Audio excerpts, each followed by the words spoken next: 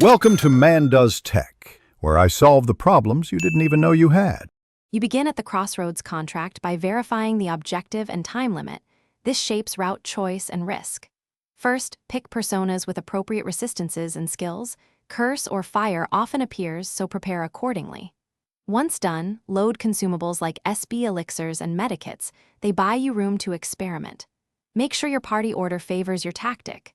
Joker leads for negotiation. Ranged units cover flanks. Start immediately on the shortest path. You save SB and reduce encounter exposure. Once you hit the crossroads, focus on exploiting enemy weaknesses to secure ambushes and hold momentum. Use critical hits and then trigger baton pass chains. 2 to 3 passes is usually enough to break tougher foes. Meanwhile, adapt. If encounters spike, shift to safer tactics and conserve SB by interleaving normal attacks.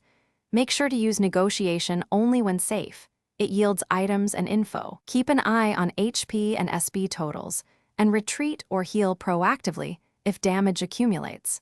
You finish the Crossroads run by focusing on the named target or item and avoiding unnecessary fights. Closing quickly preserves resources. After completing the objective, head straight to the nearest safe exit, save, and fully restore HP and SB before attempting the next contract.